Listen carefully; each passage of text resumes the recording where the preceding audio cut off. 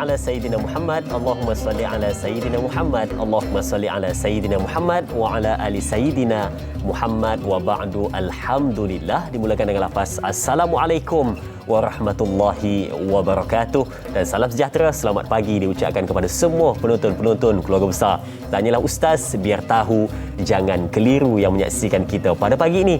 Mudah-mudahan berada dalam kebahagiaan dan keceriaan selalu hendaknya. Baik, sidang penonton, apa khabar semua, dan mudah-mudahan bersedia untuk menuntut ilmu pada pagi ini, bersedia dengan nota dan juga pena di tangan untuk mencatat segala perbincangan yang akan kita berikan kepada penonton-penonton pada hari ini. Baik, dan hari ini pada tanggal 15 Disember 2021, dah separuh kita menjalani untuk bulan Disember pada tahun ini, bulan yang terakhir untuk tahun 2021, dan pada hari Rabu kita membicarakan tentang bab fiqh, yang mana pada hari ini tentang di sebalik sesuatu hukum.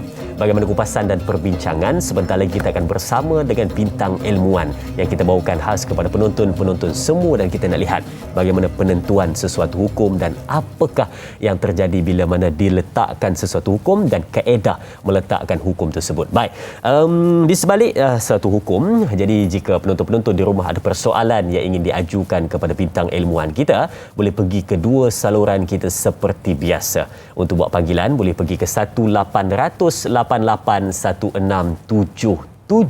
dan mungkin juga ada yang tak berkesempatan pada pagi ini untuk melihat di kaca TV di rumah, boleh melihat di mana anda berada menggunakan peranti anda di Facebook rasmi kita, Tanyalah Ustaz TV3.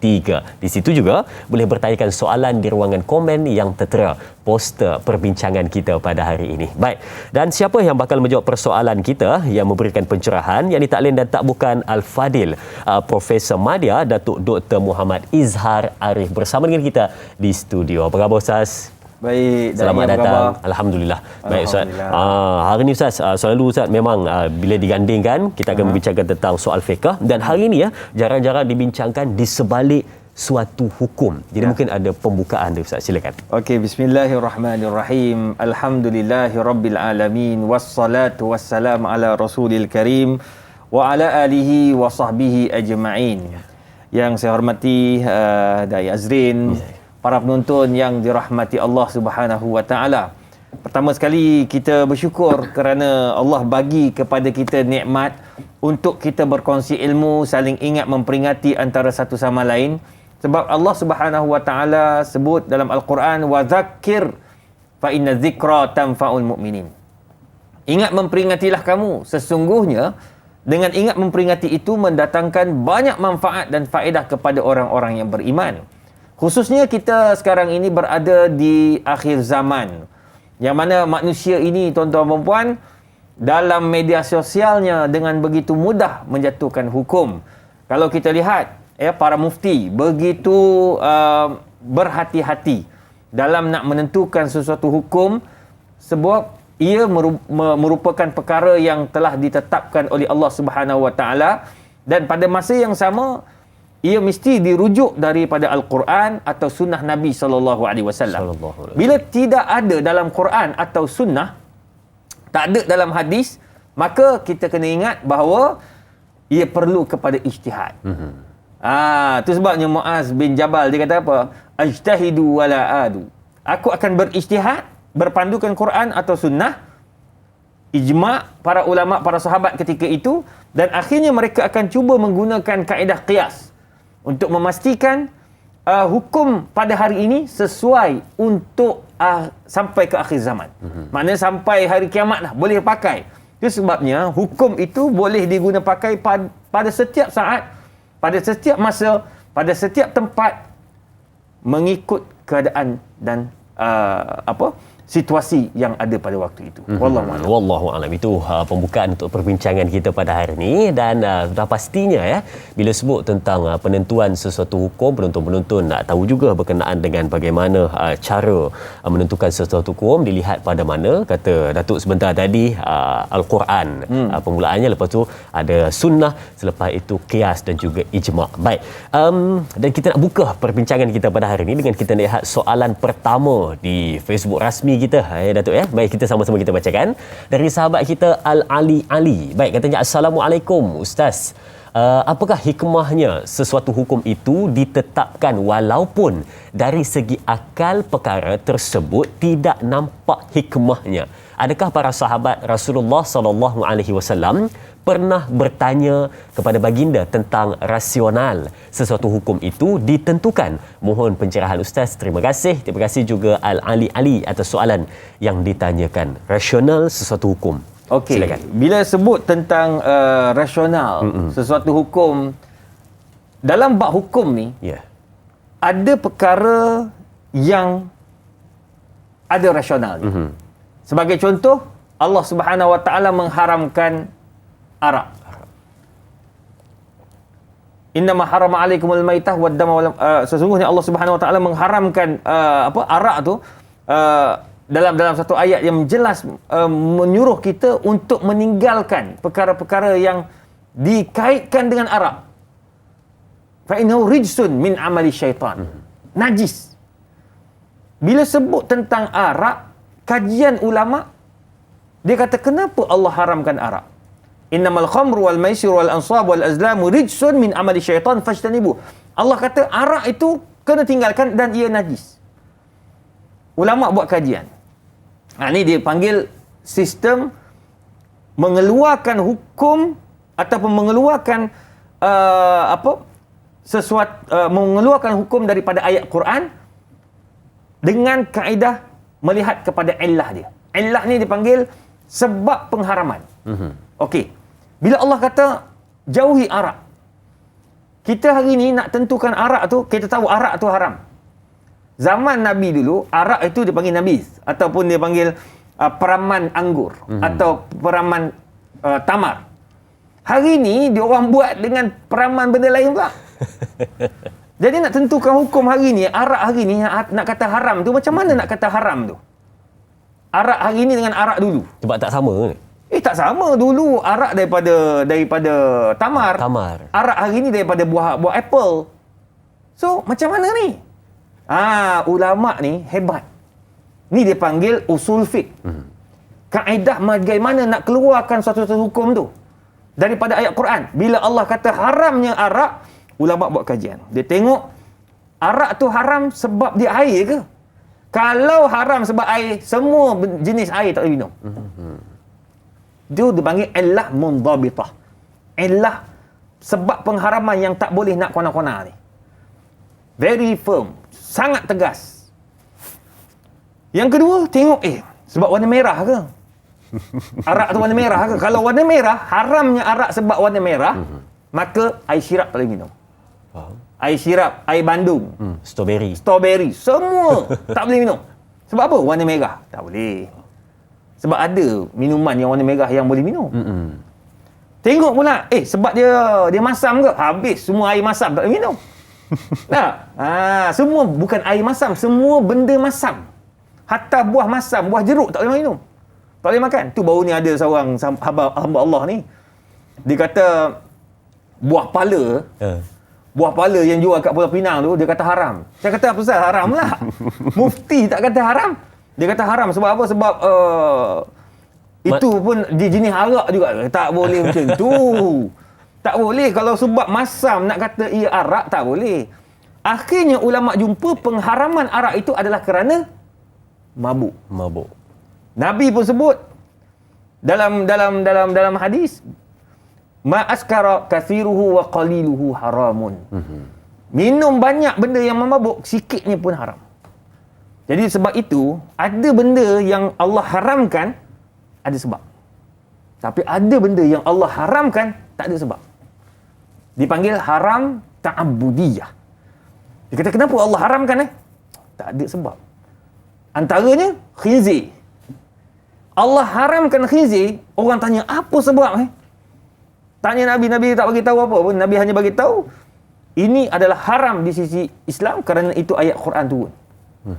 Hari ni orang buat kajian.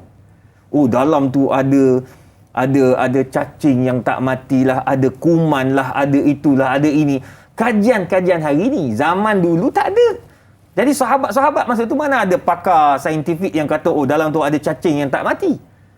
Hari ni baru dapat. Jadi maknanya para sahabat radhiyallahu anhum, ulama-ulama terdahulu, Imam Abu Hanifah, Imam Malik, Imam Syafi'i, Imam Ahmad bin Hanbal, semua mereka ini berpegang haram itu sebab Allah suruh haram. Dah, full stop, senyap.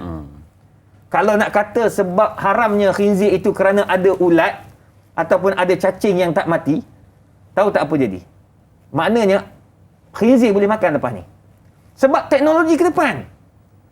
Dulu kamera zaman-zaman awal-awal saya masuk TV tu bapak punya kamera, tahu tak? Sekarang kecil ni je.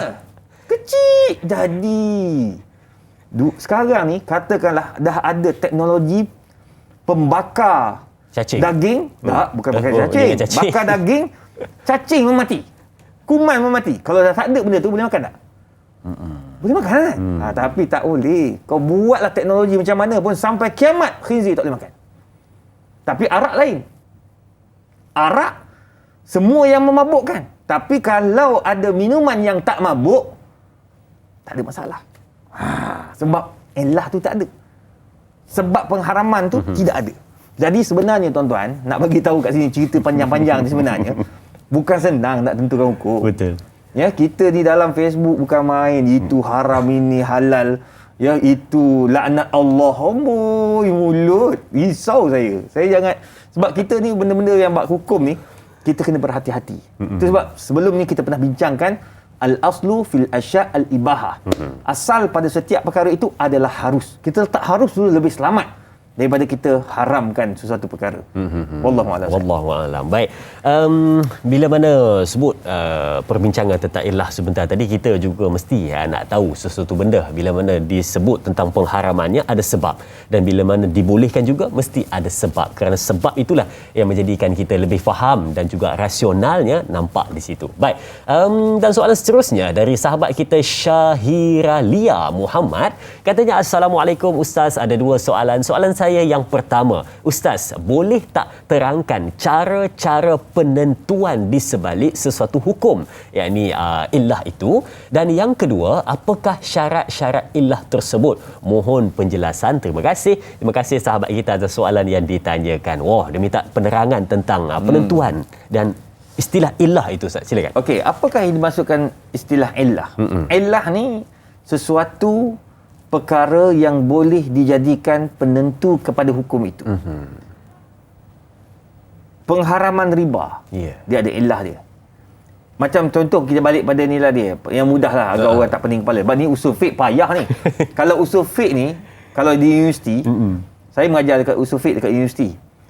Dan usul fiqh ni subjek, dia panggil kalau di mana-mana universiti yang ada subjek usul fiqh, ya, nak jadi mufti dia wajib belajar ni. Tak ada ni, dia tak boleh jadi mufti. Sebab dia syarat utama usul fiqh ni. Usul fiqh, usul hadis, ya, ulumul Quran, ulumul tafsir, ulumul lughah. Semua tu benda yang dia kena tahu.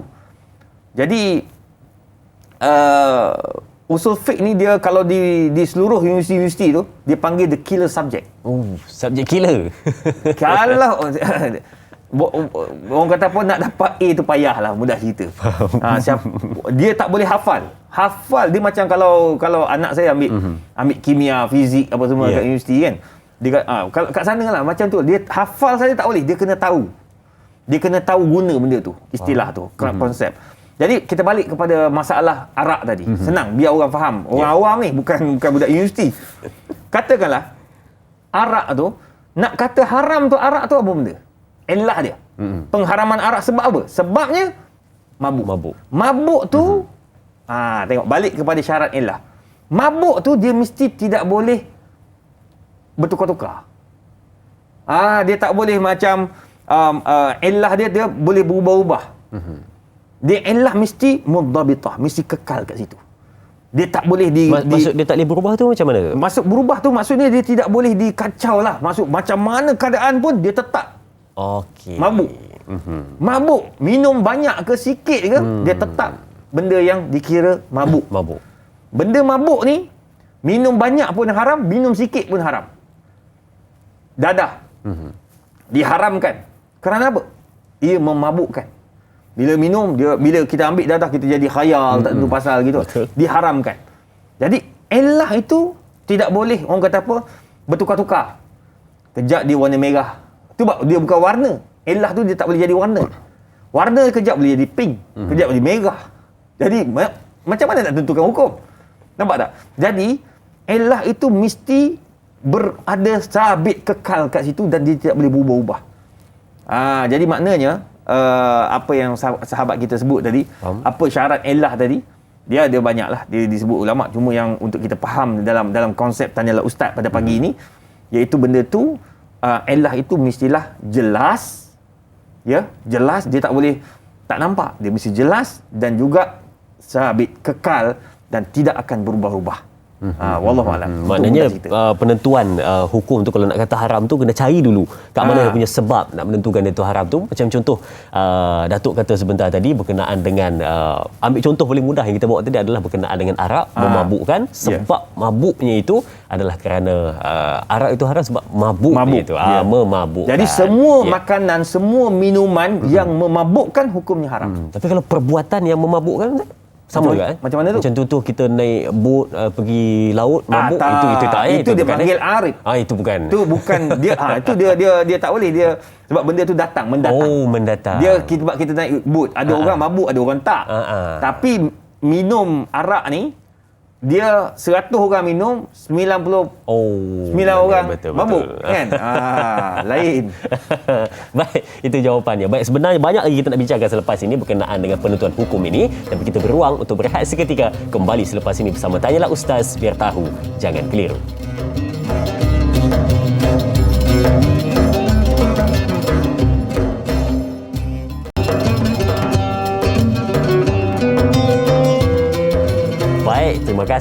Terima kasih dan terima kasih diucapkan kepada semua penonton keluarga besar Tanyalah Ustaz yang terus bersama dengan kita pada pagi ini, menanti perbincangan seterusnya dan persoalan-persoalan yang bakal ditimbulkan sebentar sahaja lagi. Dan saya seru kepada penonton-penonton semua yang ingin bertanyakan soalan, ayuh terus type soalan anda dan boleh hubungi kita di talian 1-800-88-1677 untuk buat panggilan bertanyakan soalan tentang topik perbincangan kita pada hari ini di sebalik sesuatu hukum. Baik. Dan kalau tadi kita dah jawab persoalan sahabat kita tentang dia nak minta penelitian dengan lebih jelas berkenaan dengan illah, iaitu sebab timbulnya ataupun terbitnya sesuatu hukum itu. Dan seterusnya kita lihat dari Aisyah Isha, katanya, Assalamualaikum, ada dua soalan juga. Yang pertama katanya, soalan saya, siapakah yang tertakluk dan terikat dengan segala hukum hakam yang telah ditetapkan dalam agama?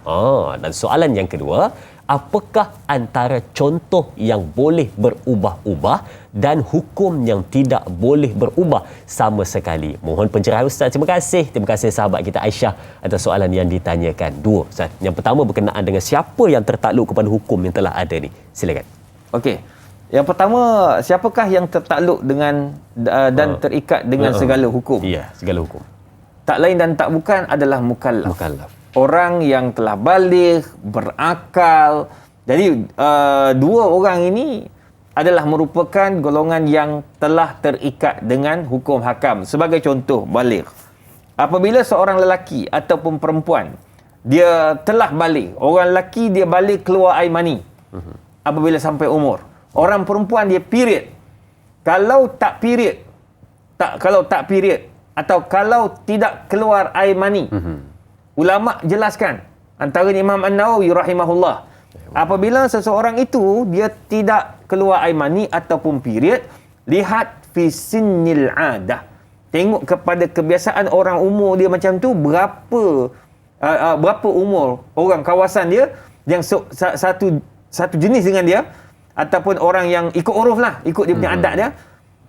Contoh kalau kita orang Selangor lah. Orang Selangor, orang lelaki ni berapa umur balik? Lebih kurang 15 tahun. Kecilkan lagi skop. Kawasan dia. Kalau dia di Bangi. Kawasan Bangi tu, orang kawasan Bangi ni biasa umur berapa? Dia tengok kat situ satu.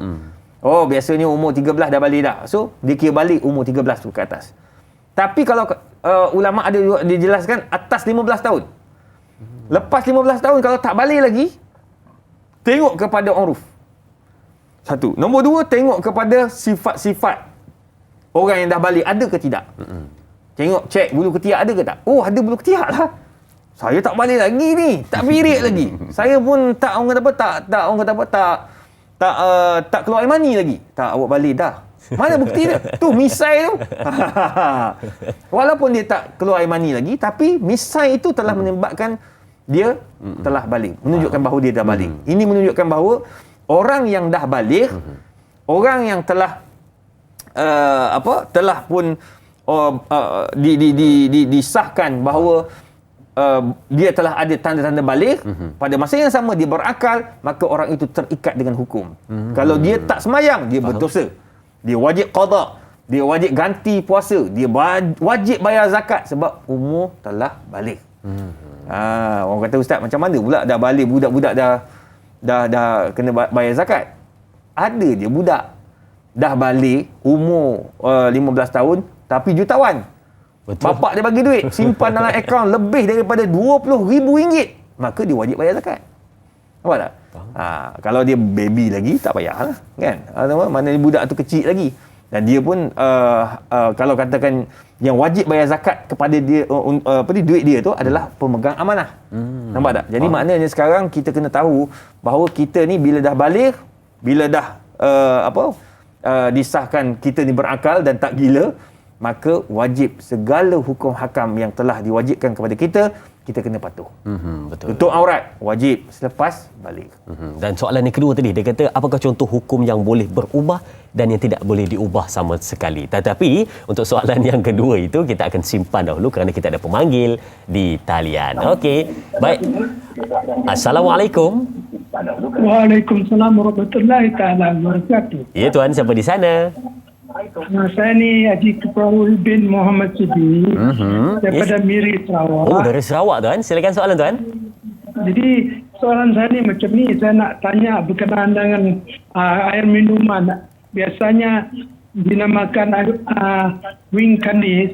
Wing kanis biasa dia orang minum bersalin lah. Sebenarnya tujuannya adalah untuk mencairkan darah. Adakah perkara itu boleh diminum ke tak? Air apa? Air apa tuan? Air wing kanis. Wing kanis. Wing kanis. Wing kandis? Air wing kanis tu, dia dalam botol. Okey. Dalam botol itu, bila waktu orang sudah habis bersalin kan, sebenarnya, jadi orang minum. Tujuannya adalah untuk mencairkan darah di dalam badan.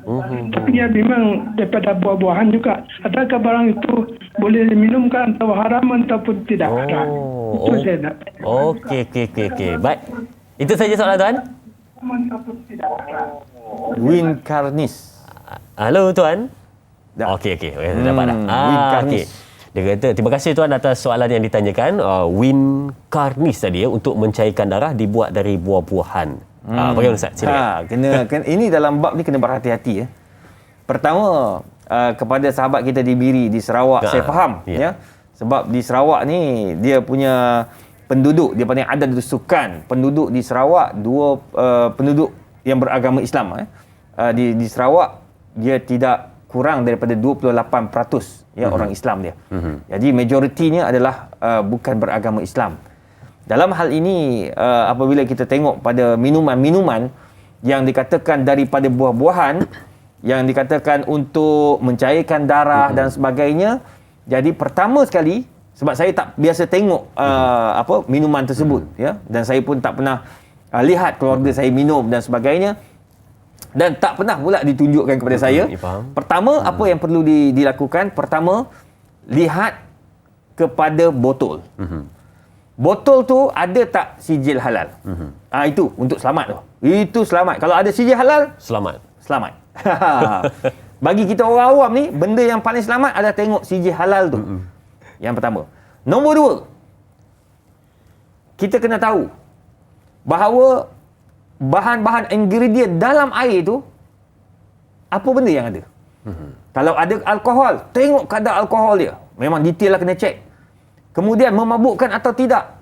Kalau dia kata tak memabuk, sebab buah-buahan ni, peraman buah-buahan ni kebanyakannya ada, orang kata apa, ada alkohol. Jadi kena tengok sama ada kecil atau sikit lah, sikit atau banyak lah. Jadi tu sebabnya kita kena semak dulu, kena tengok kepada ingredientnya, sama ada boleh ataupun tidak. Ya. Untuk lebih selamat, ya, sebab dia mungkin jadi culture di negeri Sarawak sebagai contoh, di Miri, dia orang minum. Orang-orang perempuan dia lepas bersalin, dia orang minum. Jadi macam mana nak selesai masalah ni? Tak lain dan tak bukan, sila berhubung dengan Jabatan Mufti Negeri Sarawak. InsyaAllah Datuk Kipli Sahibul Samah, Datuk Kipli, sahabat saya tu, Mufti Negeri Sarawak, sangat tegas dalam bab ni dan mereka suka membaca dan membuat kajian. Itu Jabatan Mufti Negeri Sarawak. Jadi boleh tanya dan mereka akan rujuk dan mereka akan kaji perkara tersebut. Kalau katakan nampak benda itu tidak boleh, mereka akan jawab tidak boleh. Kalau kata boleh, mereka akan jawab boleh. Jadi itu kena kembali kepada pihak berkuasa, Jabatan Agama dan juga Jabatan Mufti Negeri Sarawak. Jadi itu yang pertama lah yang saya nak maklum kepada Tuan Haji tadi, berhubung air tu tadi. Sebab saya tak boleh nak jatuhkan, nak tentukan hukum kat sini sebab saya tak tahu macam mana air tu. Kali pertama dengar dan kedua tak tahu pula ingredient. Jadi itu sebabnya hukum ni tak boleh mudah-mudah dengar terus jawab, tak boleh. Kena membaca dulu, kena semak dulu, kena tengok dulu. Tu semua benda-benda yang kita kena tahu dalam bab-bab penentuan hukum. Dia sama macam doktor lah. Betul lah. Doktor perubatan. Telefon, saya ramai doktor perubatan kawan-kawan. Assalamualaikum, ni nak tanya doktor, sakit perut belah sini. Dia tak boleh nak bagi. Dia takkan cakap kata, itu appendix, itu gastrik, itu. Takkan punya. Kena check dulu lah. Dia kata, datang klinik, nanti saya tengok. Datang klinik, saya tengok. Dia datang klinik, dia pegang sana, pegang sini, pegang ni. Saya rasa lah, saya rasa ni kena buat ambil test darah lah. Dia akan buat test baru boleh tentukan sakit apa. Sama juga macam hukum. Gitu. Baik. Okey, hari ni kita mengetahui satu benda baru tentang Win Kanis sebentar tadi, yang mana namanya itu yang patut kita perhatikan. Dan seterusnya kalau tadi kita ada soalan dari sahabat kita Aisyah sebentar tadi, hukum yang boleh berubah dan tidak boleh ubah selamanya itu, sebentar lagi kita akan jawab untuk penonton-penonton semua. Teruskan setia bersama dengan kita di Tanyalah Ustaz, biar tahu, jangan keliru, berehat seketika.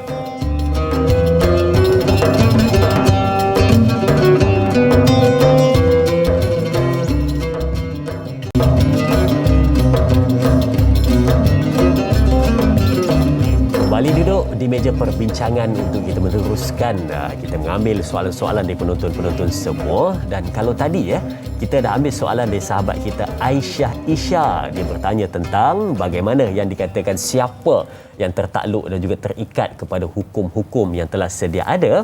Dan soalan yang kedua itu pula kita nak perhatikan, katanya apakah contoh hukum yang boleh berubah-ubah dan hukum yang tidak boleh berubah sama sekali. Jadi untuk soalan yang kedua, ayuh kita bersama dengan Al-Fadil Profesor Dr. Datuk Doktor untuk pencerahannya. Silakan. Terima kasih Puan Aisyah. Yang tanya ni pun memang saya rasa dia ni orang suka membaca ni. Bagus, kita tengok soalan pun dah tahu orang ni suka membaca dan dia cuba mendalami ilmu usul fiqh. Betul. Apakah orang kata apa, hukum hakam yang boleh berubah-ubah? Hukum hakam yang boleh berubah-ubah ialah hukum yang boleh berubah dari aspek apa tahu? Dari aspek pengamalannya. Sebagai contoh, dia boleh berubah daripada boleh untuk jamak kepada tak boleh jamak. Sebagai contoh, kalau tidak ada, dia bermusafir. Musafir ni istilahnya mesti dia ada khilaf lah dalam bab orang kata apa, bab jarak tu. Ada yang kata 83 km, ada yang kata 86, ada 89, ada yang 90, 93, ikut pada tu. Jadi minimum, ada yang kata paling minimum yang kita duk tengok, kita duk kaji, banyak-banyak pandangan yang paling minimum 83 km ke atas. Jadi kalaulah dia boleh berubah hukum tu, asalnya kita ni wajib semayang 4 rakaat Zuhur, 4 rakaat Asar wajib. Dan dia boleh berubah daripada 4 kepada 2 jamak dan qasar apabila adanya illah as-safar.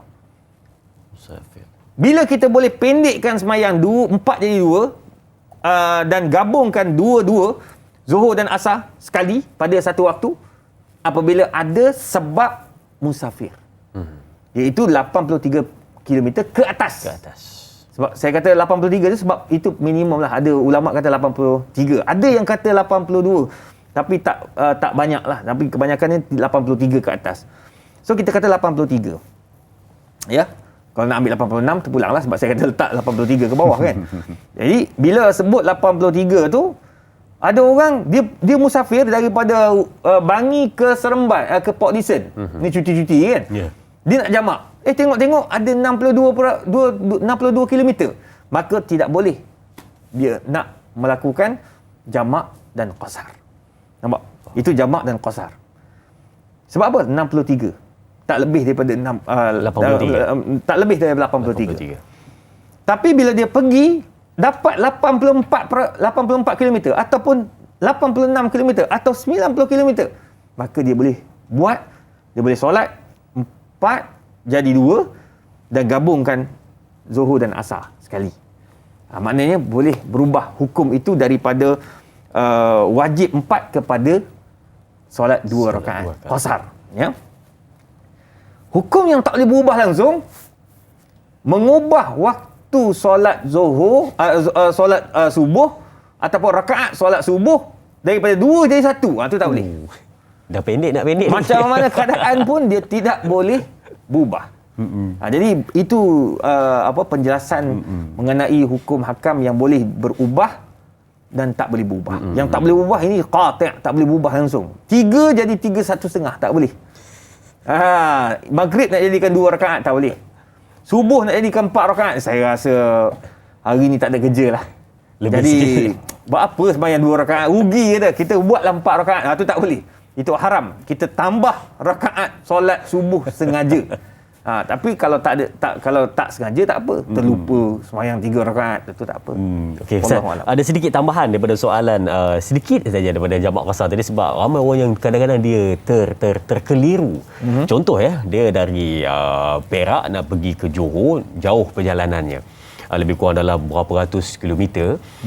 Dia sampai di, contoh rumahnya di Ipoh, dia sampai saja di, contoh di Rawang, contoh tak sampai lagi 83. Adakah di Rawang tu dia dah boleh jamak, Ustaz, ataupun kena sampai Johor dulu baru boleh jamak? Dia nak pergi daripada Perak nak pergi Johor kan? Okey, macam mana syarat untuk jamak dan qasar? Kita pertama kena niat nak pergi mana. Dia tak bolehlah keluar masuk tol highway plus tu bawa mengikut niat. Tak tahu gimana. Bawa ikut sedap rasa. Sedar-sedar sampai Mongolia. Tak boleh. Dia tak boleh jamak tu. Dia kena niat dah. Aku nak pergi ke Johor daripada Perak. Maka dia keluar daripada kawasan perumahan dia tu, ataupun daripada kawasan tempat dia tinggal tu. Kalau Kajang, keluar daripada daerah Kajang, keluar daripada daerah Manjui sebagai contoh, masuk tol tu dia dah boleh jamak dah. Sampai kat Rawang dia dah boleh jamak. Tak ada masalah. Bukanlah sampai di Johor baru boleh jamak. Tak. Dia dah keluar daripada kawasan dia punya daerah tu dah boleh jamak dah. Asalkan dia niat dan tahu nak pergi mana. Dia tahu nak pergi mana. Baik. Okey, itu jawapannya. Dan kita dan dia mesti mukallaf Mukallaf. Dia balik dan juga telah orang kata berakal. Telah balik dan berakal. Maksudnya dia wajib dah tu. Kalau dia budak-budak belum balik, dia keluar dia tak semayang pun dia tak berdosa. Cuma mak bapak didiklah anak untuk semayang sebelum balik ni. Lepas balik dia tak terkejut. Betul. Kan? Wallahualam. Wallahualam. Dan asalkan niatnya, tujuannya untuk bersafir itu adalah niat yang baik. Okey Baik. Kita lihat soalan pula dari Mak Eton. Katanya, Assalamualaikum Ustaz. Jika ada yang berkata Islam agama yang banyak pantang larang, ini tak boleh, itu tak boleh, terikat dengan solat, puasa dan sebagainya, tiada kebebasan, tak sesuai dengan di zaman moden sekarang. Apa hukumnya dan bagaimana perlu kita jawab jika berhadapan dengan kata-kata sinis sebegini, Ustaz? Mohon pencerahan. Terima kasih juga Mak Eton Pokok Mangga katanya. Terima kasih Mak Eton atas soalan yang ditanyakan. Okey, ramailah yang cakap, dia kata dalam Islam ni tak boleh itu, tak boleh ini. Nak makan tak boleh, dia kata. Makan tu tak boleh, makan semua ni tak boleh. Minum tu tak boleh. Ustaz ni itu haram, ini haram. Semua haram. Pakai baju tu haram. Ni nak bagi tahu kat tuan-tuan perempuan. Dalam bab makanan Allah Subhanahu wa taala dia dah bagi pesan awal-awal. Qul man harrama zinatallahi allati akhraja li ibadihi wat tayyibati minar rizq. Bagi tahu wahai Muhammad, jangan orang kata apa kepada orang-orang yang nak mengharamkan mudah-mudah ni, jangan mudah-mudah haramkan. Sebab banyak nikmat yang aku turunkan, kata Allah, adalah untuk nikmat manusia. Untuk digunakan oleh manusia. Maka benar, bila kita kaji Al-Quran, kita baca Al-Quran, kita baca hadis-hadis Nabi SAW, dalam bab makanan saja, apa jenis makanan yang kita diharamkan makan? Berapa je? Pertama, yang tak boleh makan, binatang yang menerkam. Rimau. Nak makan apa rimau? Tak, singa. Itu tak boleh makan je. Burung helang, burung gagak yang kita tengok duk makan bangkai, itu tak boleh makan lah. Yang lain nak makan burung, apa burung sapu dia lah. La ilaha illallah. Nampak tak? Yang penting bukan jenis menerkam. Yang kedua bukan jenis mempunyai taring yang tajam. Dua. Nombor tiga, bangkai.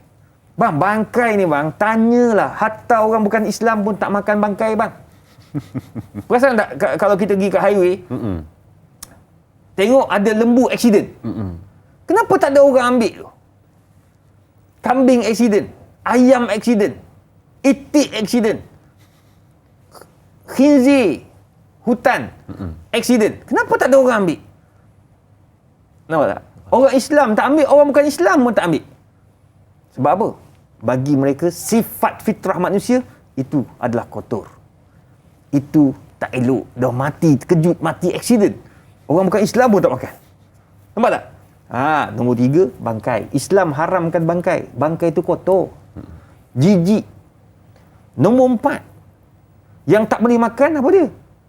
Yang disembelih bukan kerana Allah Ta'ala. Yang kelima, bukan darah. Bagi minum darah pun orang tak nak. Nampak sifat. Maknanya tak banyak benda. Lepas tu khinzir. Yang lain, makanlah. Makanlah tuan-tuan buat. Nak jumpa orang kata baru ni saya pergi ke Sabah. Dia orang tunjuk kat saya tu siput laut. Dalam laut, dia bukan kat atas ni. Kalau kita kat Malaysia ni tengok kalau kat Semenanjung ni tengok macam betul-betul macam siput khinzir. Nak sebut babi. Yang berjalan lambat tu. Yang berjalan lambat tu. Jalan lambat kan. Tapi ni dah laut punya. Dia orang tanya, "Ustaz boleh makan tak ni?" Orang sini panggil siput khinzir, tapi dalam lautnya. Saya kata dalam laut, kan Nabi dah bagi tahu. Tahuru ma'uhu wa hilu maitatuh. Semua makanan ataupun binatang bangkai yang ada dalam laut tu boleh makan dalam mazhab Syafi'i. Hanafi tak boleh. Mazhab Hanafi yang terapung duduk atas air tu tak boleh makan. Okey. Mati dia sebab dia mati mengejut, bukan mati sebab apa? Sebab tangkapan. Tapi dalam mazhab Syafi'i selagi mana malam yamtan, selagi mana tidak bau bangkai, boleh makan. Tak busuk boleh makan. Allahu akbar. Jadi maknanya boleh makan semua lah. Boleh makan semua. Jadi dalam bab makanan saja kita boleh makan semua jenis makanan. Yang haram tu sikit je. Kenapa kita kata Islam itu susah? Orang kata, terikat dengan semayang. Bang, satu hari semayang berapa kali? Bukan 50 rakaat. Kita semayang 5 waktu je. Betul tak? Betul. Subuh, tadi semayang dah kan? Semayang tadi? Semayang kan? Dah. Sekarang ni buat apa? Tak ada apa. Duduk kedai mamak lagi lama bang. Nampak tak? Semayang tu tak banyak, 5 kali je. Puasa wajib bulan Ramadan je. 30 hari je. Daripada 12 bulan, 1 bulan je puasa tu wajib. Yang lain semua sunat. Kenapa kita kata Islam tu susah? Jadi apa hukum dia? Orang yang mengatakan dan ingkar terhadap Islam, dia anid. Dia kata aku tak percaya pada Islam. Aku rasa Islam ni mengarut, Islam tu gini-gini, dengan keyakinan itu boleh keluar dari Islam. Tapi kalau dia cakap dia sebagai seorang yang Islam, dia percaya, cuma dia macam benda lah Islam ni. Come on lah, apa benda lah. Dia lah masa. Gitu contoh. Letih. Letih lah kalau kau duduk dengan orang Islam ni gini-gini. Dia macam dia masih beriman pada Allah, beriman dengan Rasul, beriman dengan hari kiamat, apa semua beriman. Cuma dia mempersoal. Orang ni dia tak panggil murtad. Jangan kata murtad ke dia, tak boleh. Orang ni dia macam fasik. Dia macam ada perasaan tak puas hati dengan Islam. Orang-orang macam ni kena didekatkan dan kena didakwah. Bagi dia dakwah, insya-Allah lama-lama dia akan sedar bahawa apa yang dia cakap itu satu kesilapan. Wallahu a'lam. Baik, itu jawapannya. Dan soalan seterusnya kita ada pemanggil di talian. Assalamualaikum. Waalaikumsalam warahmatullahi wabarakatuh. Dan yang Aziz dan Datuk. Ya tuan. Okey, soalan siapa ni tanya Datuk. Silakan soalan tuan. Apakah perkara-perkara yang Allah SWT larang dan murka di sebalik sesuatu hukum itu? Itu je soalan saya pagi ini. Terima kasih. Assalamualaikum warahmatullahi wabarakatuh. Waalaikumsalam warahmatullahi. Terima kasih atas soalan yang ditanyakan Tuan Ismail, dan untuk perbincangan ataupun pencerahan tentang soalan yang ditanyakan oleh Tuan Ismail sebentar tadi, kita akan jawab setelah kita berehat seketika ini. Baik, berehat seketika, jangan ke mana-mana. Kembali selepas ini bersama Tanyalah Ustaz, biar tahu jangan keliru.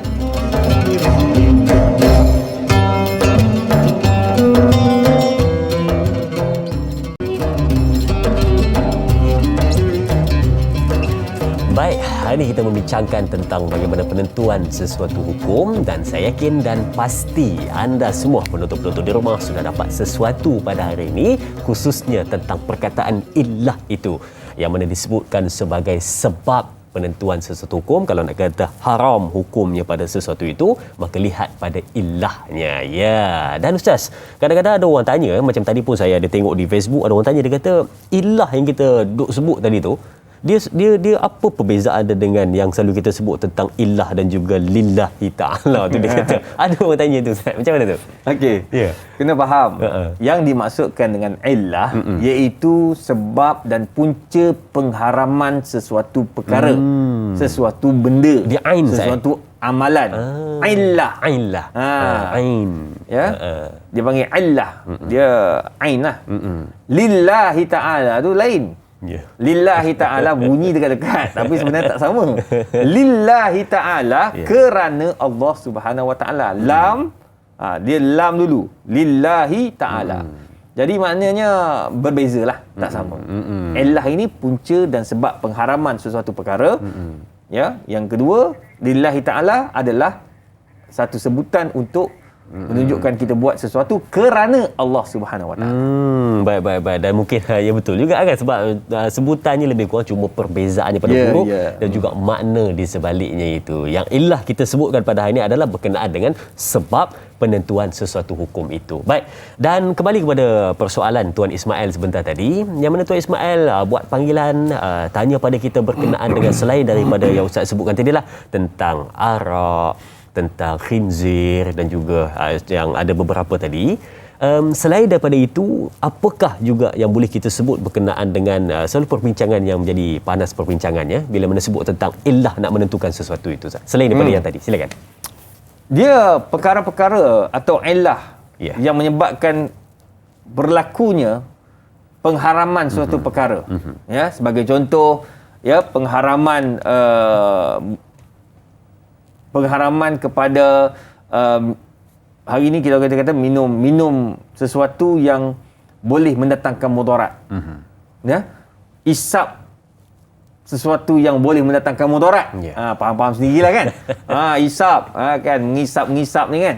Jadi semua tu dijelaskan oleh ulama, ia boleh mendatangkan mudarat berdasarkan sabda Nabi, la darara wa la dirar. Dalam ayat Quran Allah kata, la tulku bi aidikum ila tahluka. Jangan lempar diri kamu dalam kehancuran dan kebinasaan. Atas dasar itu, muslimin muslimat yang dikasihi sekalian, ya, sahabat kita tadi, apakah perkara-perkara yang boleh menyebabkan Allah murka? Banyak. Semua perkara yang Allah larang dan Nabi larang, Nabi tak suka, Allah tak suka, membawa kepada laknat dan kemurkaan Allah. Sebagai contoh, membunuh diri, Allah laknat. Bahkan kekal dalam neraka Allah Subhanahu wa taala. Dan diazab setiap saat dengan cara pembunuhannya. Nauzubillah.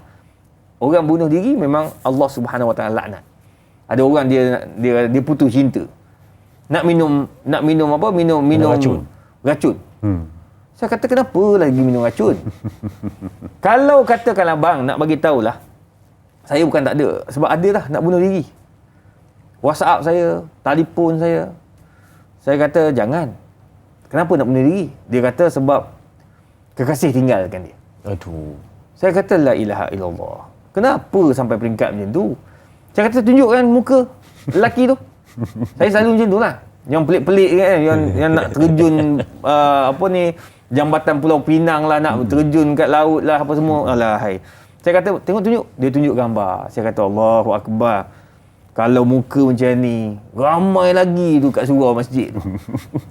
Kak pergi kat masjid, Kak pergi surau, jumpa ni orang-orang lebih handsome daripada ni pun muka pecah, saya kata. Jadi kenapa nak bunuh diri sebab muka pecah ni? Tak payah, ramai lagi. Yang perempuan pun sama, lelaki pun sama. Jangan nak bunuh diri disebabkan benda ni. Bunuh diri, dia kahwin lain, dia happy dengan keluarga dia. Kita bunuh diri, kena azab dalam neraka, makan racun sampailah Allah maafkan. Bila? Na'uzubillah. Itu sebabnya, benda-benda yang Allah larang, benda-benda yang Allah murka, ada yang dilaknat oleh Allah Subhanahu Wa Taala adalah perkara yang Allah Subhanahu Wa Taala tak suka. Jadi elakkanlah. Itu sebabnya kita ni bila Allah kata suruh tutup aurat, tutuplah aurat. Jadi janganlah buat benda-benda yang bukan-bukan. Hatta suami isteri pun tak boleh lah. Sebab kita nak kata kita suami isteri yang penyayang. Jadi pakai seksi-seksi, duduk kat luar, itu bukan cara Islam ajar. Kan? Nak seksi dalam rumah. Sama suami awak terpulanglah, awak nak buat apa dengan dia, terpulang.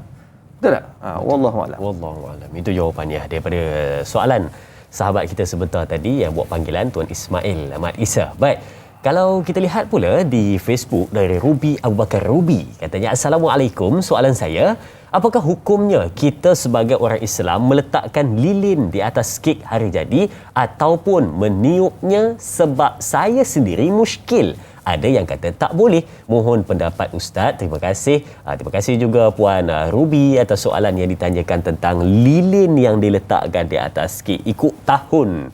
Kalau 25 atau 25 batang lilin Ustaz, tiup boleh ataupun tidak? Banyak persoalan muskil. Dalam Silakan. bab ini memang ada ulama yang mengharamkan ya, letak lilin untuk menyambut hari jadi.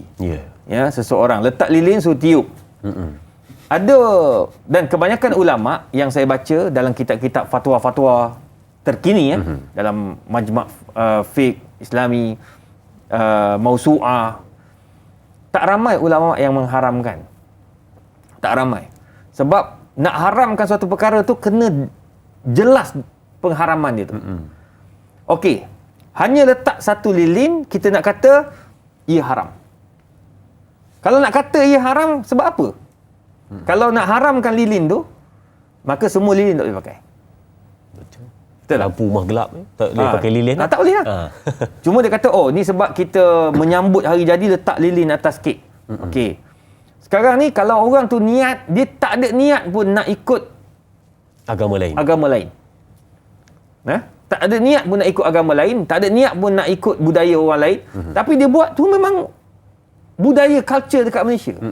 Happy-happy je. Happy, tak ada masalah. Orang Islam kita pun tak ada masalah. Dia tiup je, tak ada masalah. Jadi tengok pada keadaan.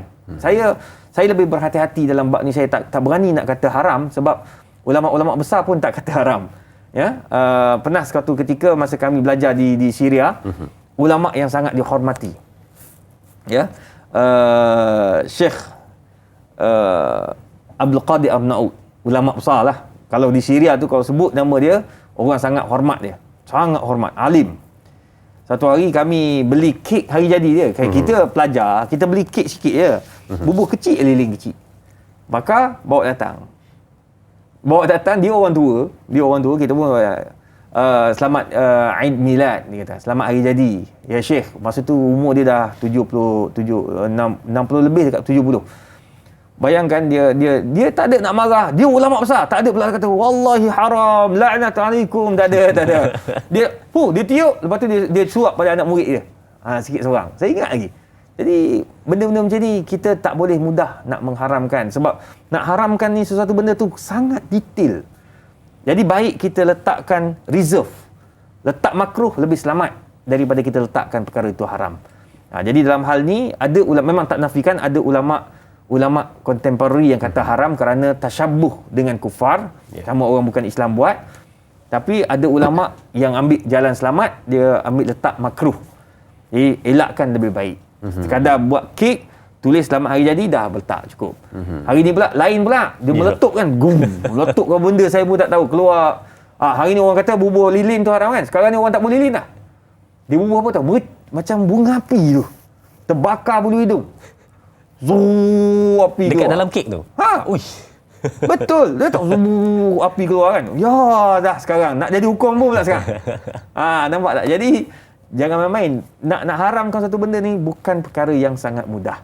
Jadi berhati-hati lebih selamat. Saya tak letak pun, saya selagi mana benda tu niatnya baik, hukumnya harus. Dan boleh jatuh makruh kalau katakan ada sikit-sikit nak ikut orang bukan Islam. Tapi saya yakin orang Islam kita tak pernah ada niat nak ikut budaya ataupun cara orang bukan Islam. Wallahu a'lam. Baik. Kita pegang kata-kata Ustaz sebentar tadi, jangan mudah-mudah untuk kita meletakkan hukum haram dan sebagainya. Kita ikut apa yang telah pun sedia ada dan yakin itu adalah yang terbaik. Miss Wan Dasmin. Oh, cantik namanya. Katanya, Assalamualaikum. Soalannya di Facebook tuan-tuan. Sebagai driver lori ataupun driver bas, adakah kita dibolehkan membawa ataupun mengambil ataupun menghantar jemaah-jemaah non-Muslim ataupun menghantar barangan-barangan sembahyang non-Muslim ke tempat sembahyang mereka? Apakah status hukumnya, Ustaz? Ramai anak muda yang masih keliru dengan hasil gaji mereka, Ustaz. Mohon pencerahan, Ustaz. Terima kasih. Terima kasih juga sahabat kita Miss Wan Dasmin atas soalan yang ditanyakan. Bawa, hantar orangnya ataupun barangannya untuk pergi beribadat ataupun barangan ibadatnya. Ustaz, bagaimana? Silakan. Okey. Dia kena faham dua keadaan. Ya. Keadaan pertama, dia bekerja dekat kilang ataupun dekat syarikat yang menyuruh bawa barang-barang haram. Contoh, bawa arak. Kilang bawa arak, dia kerja bawa lori arak. Itu tak boleh. Sebab memang tugas dia bawa arak. Dia kerja, tugas dia memang bawa barangan-barangan untuk ibadat orang lain. Maksud saya offer letter pun tulis di atas. Tak boleh. Tak boleh. Tak boleh. Macam contoh baru-baru ni ada seorang sahabat, dia dapat tender. Dia kata dia dapat tender untuk bakar mayat mayat bangsa agama lain. Jadi dia kata dia dapat tender tu. Dia boleh tak dia nak ambil? Saya kata kenapa ambil? Dia kata ni tender. Saya kata tak boleh. Sebab itu orang bukan Islam punya. Biar orang bukan Islam yang dapat tender tu. Bukannya orang Islam yang tolong bakar. Bukan orang Islam yang tolong uruskan benda tu. Tak boleh. Kita orang Islam tak boleh bakar jenazah. Termasuk jenazah orang bukan Islam. Tak boleh. Hukumnya haram. Sebab apa? Allah Ta'ala sebut, walaqad karramna bani Adam. Anak Adam tu mesti dimuliakan. Contoh, kita jumpa orang accident, dia bukan Islam. Tengok tangan dia tercabut. Mana boleh sepak-sepak? Tak boleh. Walaupun tu orang bukan Islam. Kita kena ambil, letak kat tepi elok-elok, simpan, kutip elok-elok. Mana boleh main sepak-sepak? Tak boleh. Sebab itu kemuliaan yang Allah bagi kepada anak Adam. Itu kena ingat. Jadi oleh sebab itu, dalam hal ni, kita kena ambil perhatian. Jadi jangan kita mudah-mudah lah orang kata apa nak apa tadi kita kata haram kan, kan? Kecuali benda tu memang jelas lah. Ya, kita kerja kat situ memang bawa benda haram, itu tidak dibenarkan. Tapi kalau kita bawa bas, Ya, bawa bas. dia bawa lori. Lori dia macam-macam. Satu hari ni dia bawa barang rumah, esok dia bawa barang pejabat, lusa dia bawa barang. Dia memang bawa macam-macam. Kebetulan dalam satu tahun tu ada satu sekali dia bawa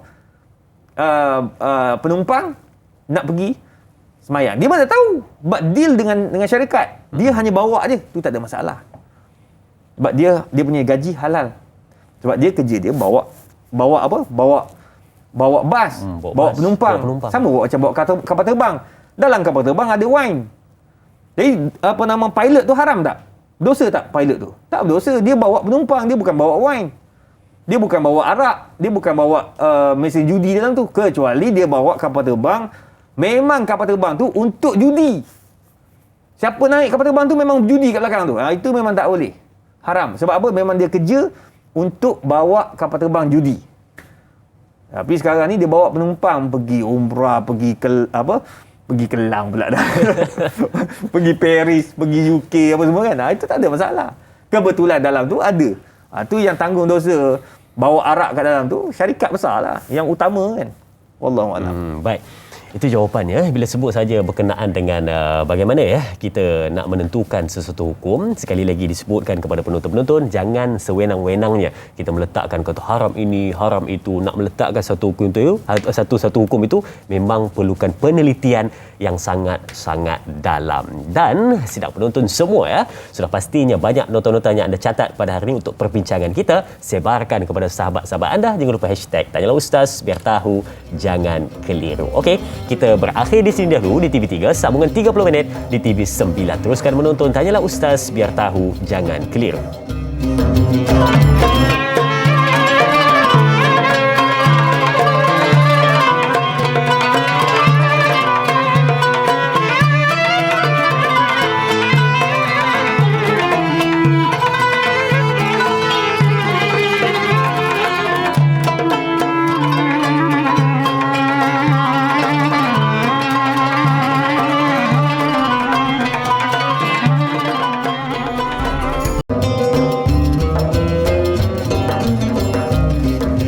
Alhamdulillah bertemu kembali, beralih pula ke TV9 kita pada pagi ini untuk kita teruskan perbincangan kita. Dan banyak sebenarnya kita dah kupas sebentar tadi tentang illah, tentang penentuan sesuatu hukum, dan kita menjawab hukum persoalan-persoalan tentang hukum yang diajukan oleh penonton-penonton semua pada pagi ini. Dan semoga semuanya beroleh pencerahan yang terbaik. Dan jangan keliru-keliru kalau ada soalan yang nak ditanyakan berkaitan dengan topik perbincangan kita pada hari ini, terus boleh lagi tulis soalan anda ataupun hubungi kita di 1800 881677. Okey, baik. Dan ketika ini kita nak ambil soalan di Facebook dari sahabat kita. Kita lihat namanya Abdul Karim Sufian. Assalamualaikum. Soalan saya, adakah perbezaan pandangan ataupun pendapat dalam sesuatu hukum boleh menyebabkan kecelaruan dalam masyarakat Islam? Contohnya, hukum membaca doa kunut semasa solat fardu subuh. Mohon pencerahan Ustaz. Terima kasih sahabat kita atas soalan yang ditanyakan. Mungkin soalan ini berkenaan dengan khilaf Ustaz. Sebab selalu pun ramai Ustaz sebut khilaf. Mungkin Ustaz boleh cerahkan sedikit dan jawab persoalan penonton ini. Silakan. Okey, kenapa khilaf itu berlaku? Khilaf itu berlaku apabila setiap ulama mempunyai pandangan dalam memahami sesuatu nas. Sebagai contoh, orang perempuan dia punya iddah talak dia tengok kepada quru. Salah satu quru. Bila sebut 3 quru itu ulama faham dalam mazhab Syafi'i, ulama mazhab Syafi'i faham ia 3 kali suci. Makna suci daripada period. Ada ulama pula dia tafsir, bukan suci. Quru itu bermakna haid. Mana 3 kali haid. Jadi maknanya kat sini pemahaman ulama-ulama besar ini berdasarkan kepada pandangan mereka terhadap ayat dan juga hadis. Begitu juga dalam isu yang ditanya oleh sahabat kita ni tadi. Khilaf ulama terhadap pembacaan kunut. Baca kunut waktu subuh. Boleh ke tak boleh? Memang betul. Benda itu khilaf. Dalam mazhab Syafi'i, baca kunut itu dikira sebagai sunnah muakkadah. Dalam mazhab lain tidak. Mazhab Hambali tidak, Hanafi tidak, Maliki tidak. Jadi sekarang ni macam mana? Kita ni nak ikut yang mana? Adakah ia membawa kepada kecelaruan dan perbalahan dalam masyarakat? Dia akan bawa pada perbalahan dalam masyarakat apabila benda sunat kita nak wajibkan. Itu satu. Yang kedua, kita jadi berbalah ni apabila benda sunat kita nak larang. Tak boleh juga. Satu nak wajibkan, satu lagi nak larang. Dua-dua tak boleh sebab benda tu benda khilaf. Jadi macam mana nak selesai masalah khilaf ini? Kata para ulama, irji' ila urfika wa ila fatwa min muftik. Balik kepada uruf kita dan balik kepada fatwa mufti kita. Dan sekarang ini alhamdulillah dekat Malaysia, amalan kita di Malaysia, mufti-mufti kita di Malaysia ikut dan patuh dengan mazhab Syafi'i. Mazhab Syafi'i kita kunut, betul tak? Subuh. Betul. Maka kita patuh dan kita ikut sebagaimana yang disebut dalam fatwa-fatwa yang ada dekat Malaysia. Kemudian kita rujuk yang paling utama ialah kepada mazhab Syafi'i yang menganggap baca kunut itu sebagai sunnah muakkadah. Jadi tak ada masalah. Jangan pula kan kita nak balik, saya bawa balik Mekah ni, Mekah tak kunut. Jadi kita semua tak payah kunut kat masjid kita. Tak boleh, gaduh orang. Jadi sebab itu kita ni kena tahu hukum. Kita kena tahu asal usul perbincangan perkara tersebut. Jadi jangan mudah kita nak bawa, nak halang. Ya, ia akan membawa kepada pergaduhan kepada masyarakat kita. Betul. Wallahu a'lam. Itulah banyak berlaku bila mana sebut tentang Dia khilaf. apa-apa pun ilmu lah. Ya, betul ilmu. Betul Ustaz. Baik, kita ada pemanggil di talian. Assalamualaikum. Waalaikumsalam Da'i. Ya, siapa di sana? Kak Iyad Nurhayati Ismail. Oh, Kak Iyad. Silakan soalannya Kak Iyad. Terima kasih Da'i. Assalamualaikum Ustaz. Waalaikumsalam. Kak Iyad nak tanya dua soalan. Tentang kalau kadang seseorang tu dia susah hidupnya Ustaz dan dia terjumpa duit Ustaz di jalan. Jadi dia gunalah duit tu. So Kak Iyad nak tanya, kadang kita kata kita tak boleh ambil duit tu sebab tu bukan hak kita. Jadi Kak Iyad nak tanya Ustaz tentang soalan tu lah. Dan lagi satu soalan tentang beruzlah Ustaz. Kita terlalu takutkan fitnah dunia sekarang. Bolehkah kita mengasingkan diri terus dari dunia ni Ustaz? Dan kalau ada masa, boleh tak Ustaz tentu fikir tentang kadang kita order makanan, kita nak daging yang half cook lah, medium rare lah. Itu saja soalan Kak Iyad Ustaz. Terima kasih. Assalamualaikum. Waalaikumsalam warahmatullahi. Terima kasih Kak Iyad atas soalan yang ditanyakan. 3. Yang pertama, jumpa duit. Ya, tadi Kak Iyad kata saya terjumpa duit Ustaz. Dia kata, ingat ke terjumpa duit Ustaz? Rupanya tanya terjumpa duit. Dan yang kedua, uzlah. Dan yang ketiga tu yang tu berkenaan dengan order makanan daging, separuh masak apa semua tu. Jadi mungkin Ustaz boleh jawab dulu soalan pertama, terjumpa duit boleh ambil ataupun tidak Ustaz? Okey, pertama bila kita jumpa duit. Ya. Ya. Kita jumpa luqatah, barang terjumpa ni. Kita tak boleh ambil. Ya, tak boleh ambil, tetapi kita kena memaklumkan, letakkan satu maklumat bahawa kita ada jumpa duit. Kita ada jumpa barang berharga. Macam di Jepun, dia orang akan letak satu tulisan, ada barang dijumpai. Sila hubungi nombor sekian-sekian-sekian. Faham. Jadi benda tu kita kena buat sebab takut ada orang sedang mencari dan sebagainya. Hatta kita susah macam mana pun, kita tak boleh ambil duit orang. Kita tak boleh ambil duit orang. Hatta kalau kita ni susah macam mana pun, kita kena ganti balik duit orang yang kita dah makan. Jadi kita nak guna, kita kena letak kat situ. Tapi risau ni kita dah guna, tak boleh nak bayar balik nanti. Jadi masalah. Jadi elakkan daripada mengambil duit yang terjumpa dan kita tolong memaklumkan pada tempat yang sepatutnya. Dia ada tempoh dia, ada setengah, dia tengok pada kebiasaan dalam seminggu, 7 hari, ada yang kata seminggu, ada yang kata sebulan, tengok pada suasana dan keadaan. Kalau tak ada orang ambil juga Ustaz, macam mana? Tak ada orang ambil, tak apa, dia boleh kalau benda tu kecil sikit, dia boleh letakkan dekat masjid, dekat balai polis, letakkan pada tempat-tempat yang sepatutnya. Jadi jangan ambil lah duit orang ni, jangan ambil hak orang, jangan ambil. Tak berkat hidup. Itu yang pertama. Soalan kedua tentang uzlah Ustaz. Perlu tak kita ni tinggalkan dunia terus? Siapa kenapa perlu tinggalkan dunia? Sebab kita masih berada di dunia. Betul. Kata Abdullah bin Amru, i'mal li dunyaka ka'annaka ta'ishu abada. Cari dunia macam kau takkan mati. Macam hidup selama-lamanya. Cari dunia. Biar kita kaya. Bila kita kaya, kita boleh bayar zakat. Bila kita kaya, kita boleh bantu orang susah. Kita boleh bantu orang yang memerlukan. Kita boleh berwakaf. Jadi kenapa kita nak uzlah? Kalau sekadar nak tinggalkan sekejap, 7 hari, tak lama sebab kebetulan ada cuti kan, ambil cuti, duduk seorang-seorang, bermuhasabah, tu boleh lah. Tapi uzlah tu pun kat mana? Dekat iktikaf di masjid tu uzlah. Jangan pula uzlah masuk dekat hutan, masuk dalam gua, duduk seorang-seorang dalam gua, bang, apa cerita bang? Dah tak jumpa jalan balik. Jangan pula kan dah buat amalan pelik pula, khurafat lah, jin dan sebagainya. Jadi tak payah. Buat kalau nak uzlah, duduk seorang-seorang dalam masjid, iktikaf, datang solat berjemaah, banyakkan dengar kuliah-kuliah, dengar ilmu. InsyaAllah kita akan uzlah kita itu akan memberi impak yang besar kepada kita. Itu nasihat saya lah. Tinggalkan dunia sementara untuk dapatkan kembali. Sebab Nabi sebab Abdullah bin Amr bersama balik ni. Wa'mal li akhiratika ka'annaka ta'ishu abada. Betul. Lain kan? Ka'annaka tamutu ghada. Maaf. Buat akhirat, cari akhirat macam esok nak mati. Bila kamu semayang betul-betul lah. Sebab apa? Takut esok mati ni. Jadi akhirat cari juga, dunia pun cari juga. Nampak? Yang nombor 3, Soalan nombor 3 tu, yang tu istilah tu saya tak berapa reti nak sebut tu. Dia kata tadi order makanan contohnya daging, separuh masak apa semua tu. Boleh yang tu Ustaz. okey. Half rare, half cook, Dia bila kita order daging, dia ada well done. Jadi adalah dia punya istilah dia kan. Rare apa semua tu.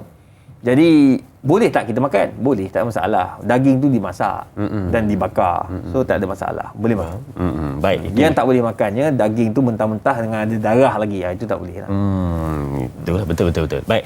3 soalan, jumpa duit, uzlah dan juga order makanan sebentar tadi. Okey, dijawab oleh Ustaz. Dan seterusnya kita lihat pula dari sahabat kita Al-Shal di Facebook. Katanya, Assalamualaikum. Saya dapat ada 2 soalan di situ ya.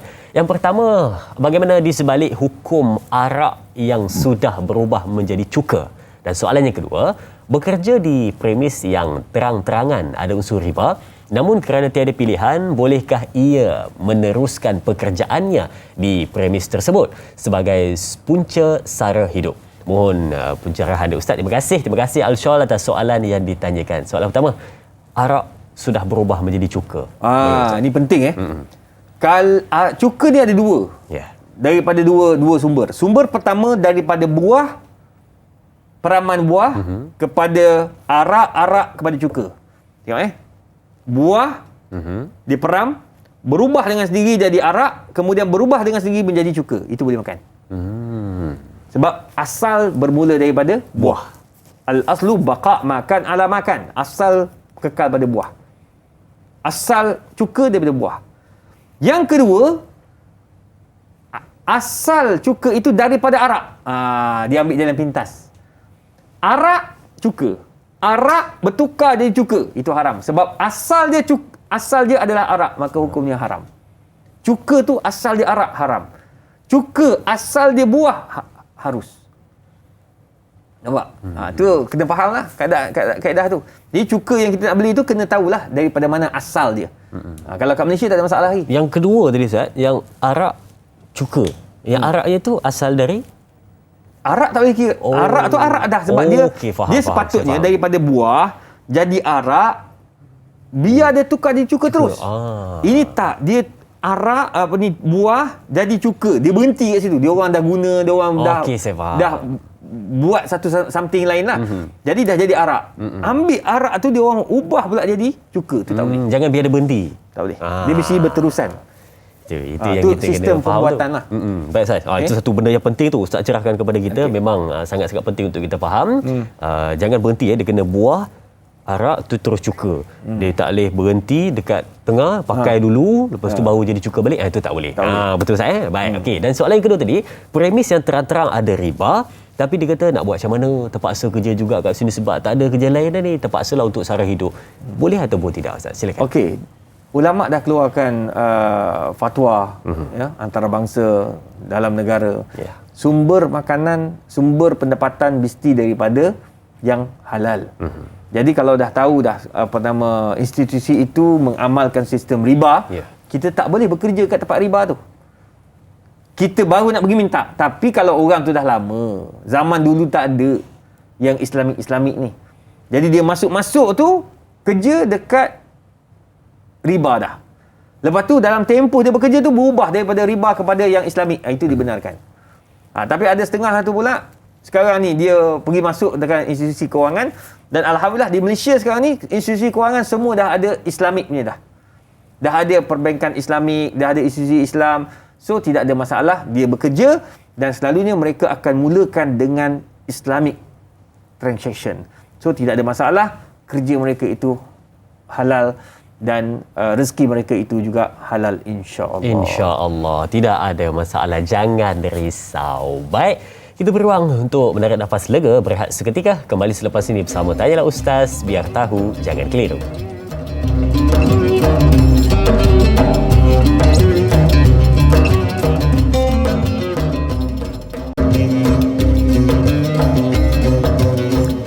Baik, kita meneruskan perbincangan. Memang hari ini kita fokuskan kepada perbincangan tentang nak tahu tentang sesuatu hukum dan illah itu sendiri ya. Mungkin ada di antara kita yang biasa dengar perkataan tu tapi tak tahu dengan lebih jelas apakah sebenarnya. Dia kata apa dia perkataan illah ni biasa disebut, biasa digunakan, tapi pada hari ini dia dapatkan pencerahan dan tidak keliru lagi. Okey, jom tinjau soalan di Facebook dari sahabat kita, Tuan Muhammad Izzuddin. Mari kita lihat apa soalannya. Assalamualaikum. Doktor katanya, illah dalam bidang ilmu usul fiqh adalah ciri-ciri khusus yang disebut dalam suatu hukum. Ciri-ciri yang disebut itu merupakan sebab mengapa hukum itu disyariatkan. Bagaimana pula dalam bidang politik? Hukum mengundi dalam Islam itu wajib sebab nak bentuk kerajaan Islam. Apakah hukum mengundi calon bukan Islam dalam pilihan raya? Wow, terima kasih sahabat kita atas soalan yang ditanyakan. Jadi mungkin ada sedikit pencerahan dia Ustaz. Silakan. Okey, seperti mana yang saya nak jelaskan kepada rakan-rakan semua penonton ya, tanyalah Ustaz di TV3 dan TV9. Berkaitan tentang hukum mengundi ni. Ya. Sebenarnya dia nak tanya hukum mengundi tu jadi wajib. Kan? Kenapa jadi wajib? Sedangkan benda tu tak ada dalam Quran dan Sunnah. Kena faham Ya. Dalam Quran dia takkanlah sebut mengundi. Dia sebut apa? Ya ayyuhalladzina amanu athi'ullaha wa athi'ur rasul wa ulil amri minkum fa in tanaza'tum fi syai'in farudduhu ila Allahi war rasul. Allah bagi tahu. Wahai orang beriman, taatlah Allah, taatlah Rasul dan taatlah para pemimpin. Pemimpin tu maksud apa? Pemimpin yang taat Allah dan Rasul. Fa in tanaza'tum fi syai'in farudduhu ila Allahi war Rasul. Kalau berlakulah isu-isu dalam kepimpinan itu, baliklah pada Allah dan Rasul. Apa maksud kat sini? Maksudnya, kita nak menjadikan sebuah negara itu negara yang aman, negara yang selamat, negara bebas korupsi, negara yang tidak melakukan perkara-perkara mungkar. Kita kena pilih pemimpin. Pentadbiran tidak akan terbina kecuali dengan melantik pemimpin-pemimpin yang hebat. Ma la yatimul wajib illa bihi fahuwa wajib. Kalau nak melantik pemimpin itu menjadi satu kewajipan kepada kita semua keluar mengundi, maka jadi wajib. Nak jadi sebuah negara Islam yang hebat, kena ada pemimpin yang hebat. Macam mana nak jadikan negara Islam yang hebat? Maka kena melantik pemimpin yang hebat. Tak akan sempurna untuk melantik pemimpin yang hebat ini untuk menjaga negara yang hebat dengan kecuali melalui pengundian. Maka pengundian itu menjadi wajib. Untuk apa? Untuk menyelesaikan masalah pentadbiran yang ada. Jadi oleh kerana itu, pengundian memainkan peranan untuk membina sebuah negara. Jadi kerana itu hari ini Alhamdulillah di Malaysia mengamalkan sistem mengundi. Jadi kita kena keluar mengundi. Kita sebagai orang Islam kena keluar mengundi untuk memastikan pentadbir kita di tempat-tempat kita, YB kita ini, YB yang kaki masjid, YB yang tahu agama, YB yang tak korupsi, YB yang ada akhlak, YB yang menjaga segala keperluan rakyat. Itu tanggungjawab kita bersama. Kalau saya tak keluar, orang yang baik itu tak dapat jadi pemimpin. Naik orang yang fasik, habis kita. Maka oleh kerana itu, dalam bab melantik pemimpin itu menjadi sebahagian daripada penentuan-penentuan hukum dalam Islam. Kerana itu, dalam fiqh, dia ada fiqh as-siyasah. Dia ada fiqh makanan, dia ada fiqh fiqh taharah, fiqh nikah. Dia ada fiqh muamalat perbankan Islam, dia ada fiqh as-siyasah, ada fiqh politik. Fiqh politik tu adalah perbincangan. Jadi masa kita membaca, banyakkan membaca, insya-Allah kita akan jumpa banyak perkara. Wallahu a'lam. Wallahu a'lam, itu jawapannya. Dan mungkin kita juga nak tahu bila sebut tentang penentuan satu hukum Ustaz, mungkin ada di antara kita yang dia tertanya juga bila sebut tentang mujtahid yang mana beristihad menentukan sesuatu hukum. Mungkin Ustaz boleh kongsikan sedikit tentang ciri-ciri yang perlu ada pada mujtahid tersebut. Silakan Ustaz. Secara ringkas. Nak cerita tentang mujtahid ni banyak. Ya. sifat mujtahid ni hari ni tak ada dah mujtahid mutlak ni. Mujtahid macam Imam Syafi'i memang tak ada dah. Mujtahid macam Imam Abu Hanifah, Imam Malik, Imam Ahmad bin Hanbal, ya, tak boleh dah, tak jumpa dah, ya, mujtahid seperti itu. Jadi sekarang ni ada, dia lebih kepada alim ulama. Ya, alim ulama, orang-orang yang alim dalam bidang-bidang tertentu. Dia bukan alim dalam semua bidang, satu bidang saja. Ya, 2 bidang paling banyak, ya. Jadi antara sifat-sifat mujtahid itu, pertama, dia mesti hafizan di kitabillah. 30 juzuk tu mesti dalam kepala dia. Kita setakat 3 kul, jangan cakap banyak. 3 kul yang kita ingat betul-betul. Mujtahid ni, dia bukan saja hafal 30 juzuk. Dia tahu ayat ni dekat mana dulu. Dekat mana? Muka surat berapa? Muka surat berapa. Okeynya itu syarat utama tu. Itu syarat utama. Lepas tu dia tahu pula ayat ni ada berapa jenis. Lebih kurang. Ayat yang lebih kurang. Ya ayyuhallazina amanu ada berapa dalam Quran? Oh, dia boleh ingat. Itu satu. Nombor 2, hafizan di ahadisin Nabi sallallahu alaihi wasallam. Dia hafaz hadis-hadis Nabi sallallahu alaihi wasallam. Setakat hafal tak jadi. Dia hafal dan faham istilah-istilah hadis Nabi tu. Nabi guna perkataan qiraat. Apa maksud qiraat? Dia tahu terjemahan tafsiran al-qiraat. Yang ketiga, aliman bil lughatil arabiyyah. Dia mesti tahu tentang bahasa Arab dengan detail. Dia bukan bahasa Arab biasa-biasa ni. Dia bahasa Arab yang di dalamnya ada balaghah, di dalamnya ada nahwu, di dalamnya ada mantik dan sebagainya. Semua ada dalam tu. Jadi dia kena faham, dia kena tahu bagaimana nak memahami istilah-istilah yang ada dalam Quran dan Sunnah. Jadi bahasa Arab tu sangat penting. Kadang-kadang orang Arab pun tak tahu, tak sampai ke peringkat tu. Bahasa Arab yang tinggi tu. Bahasa Arab. Tak semesti. Orang Arab ni dia bahasa. Ya, betul. Bahasa tu macam kita orang Malaysia lah. Orang Melayu cakap Melayu, betul tak? Bila masuk periksa SPM, ambil BM paper 1, paper 2, Tata bahasa habis. tata bahasa jalan. Dapat 3, dapat B, dapat C. Padahal dia orang Melayu. Patut A lah kan? Tak.